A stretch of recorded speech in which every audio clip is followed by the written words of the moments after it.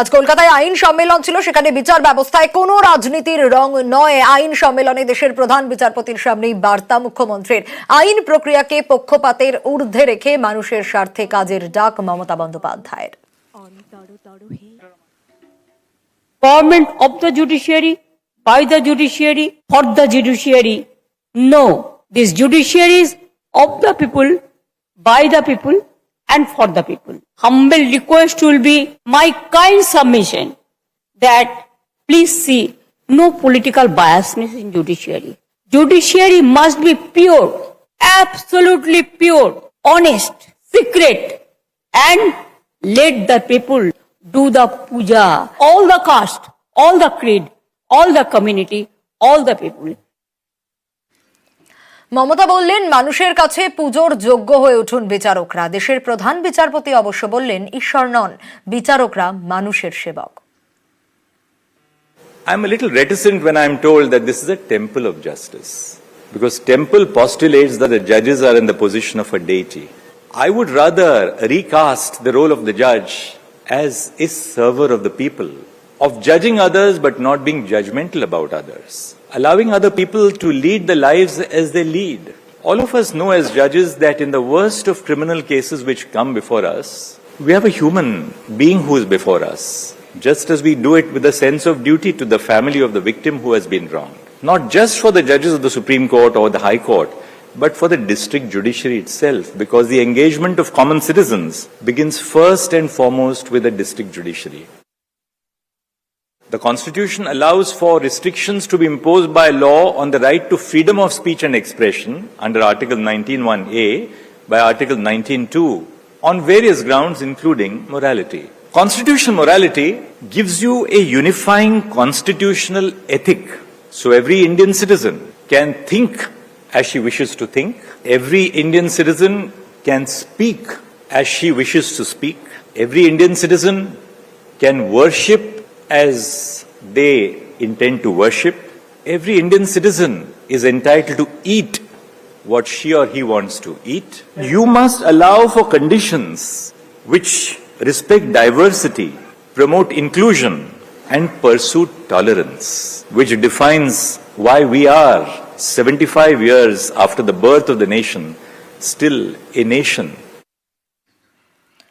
আর নজর রাখতেই হচ্ছে ফের ব্যারাকপুরে ব্যবসায়ীকে হুমকি ফোন। ব্যারাকপুরের ব্যবসায়ী তাপস ভগতকে হুমকি ফোন। অজয় মণ্ডল, অনির্বাণ দাসের পর এবার হুমকি ফোন তাপস ভগতকে।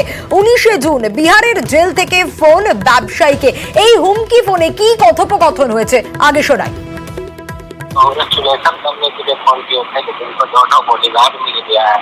वो सब छोड़िए भैया, वो तो मेरा काम नहीं है बॉडीगार्ड लेके घूमना।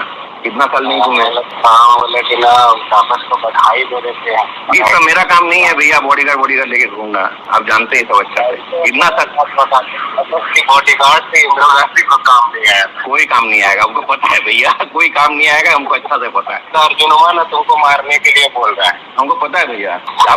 ठीक है, सुधार के ना एक बार हमारे साथ चल के देखो ना, बड़ा अच्छा महसूस होगा। हम इस मोड में है कि कोई भी व्यक्ति वहाँ नहीं मानेगा बात, और अनलीगल बात हम बोलेंगे नहीं, मानने लायक ही बात हम बोलेंगे हमेशा। ব্যবসায়ীকে হুমকি ফোন, সেখানে কি কথোপকথন হলো আপনাদেরকে শোনালাম। এবার অরুণের কাছে যাব। অরুণ, ব্যবসায়ীকে যে হুমকি ফোন সুবোধ সিং এর 19 তারিখ, অর্জুন সিং এর নাম করে খুনের হুমকি, এমন একটা অভিযোগও উঠে আসছে এই হুমকি ফোনে যে কথোপকথন আমরা শুনছিলাম। হ্যাঁ, একদমই তাপস ভগত এবং সুবোধ সিং এর নাম সরাসরি দিয়ে বলছেন, এবং অডিওতে আমরা সেটা শুনতে পাচ্ছি। দুজনের মধ্যে বাক্য বিনিময় হচ্ছে। এবার তিনি বলছেন যে তাপস বাবু বলছেন যে আমার সঙ্গে অর্জুন সিং এর দীর্ঘদিন আগে একটা ঝামেলা হয়েছিল, তারপর থেকে তিনি আতঙ্কে আছেন, এবং তিনি এই ধরনের ঘটনা ফোন করেছেন বলে কিন্তু দাবি করেছেন তাপস। কারণ হচ্ছে যে সুবোধ সিং এর সঙ্গে যে কথাবার্তা হয়েছে, সুবোধ সিং তাকে বলেছে যে অর্জুন সিং মুঝে বরাত দিয়া থা। এই ঘটনায় কিন্তু অর্জুন সিং এর নাম জড়িয়ে এসছে। ফলে তাপস নিজের দুজন দেহরক্ষী তার আছে, তারপর তিনি কিন্তু নিরাপত্তার অভাব বোধ করছেন। তার বক্তব্য হচ্ছে যে তিনি ব্যাপারটা পুলিশ এবং কমিশনারকে জানিয়েছেন, এবং তার যে অডিও রেকর্ডিং সেটাও কিন্তু তিনি জমা দিয়েছেন। এই ব্যাপারে তিনি খুব ভীতর বন্দোবস্ত, তিনি ব্যবসা করতে পারছেন না। এইভাবে পরপর 3 জন ব্যবসায়ী কিন্তু অ্যাটাক করা, মানে ফোনে হুমকি দেওয়া হলো। আর একই নাম কিন্তু বারবার উঠে আসছে, সুবোধ সিং। এই সুবোধ সিং তাহলে একের পর এক ব্যারাকপুরে ব্যবসায়ীদের এইভাবে ধমকাচ্ছে, এটা নিয়ে কিন্তু উঠছে প্রশ্ন।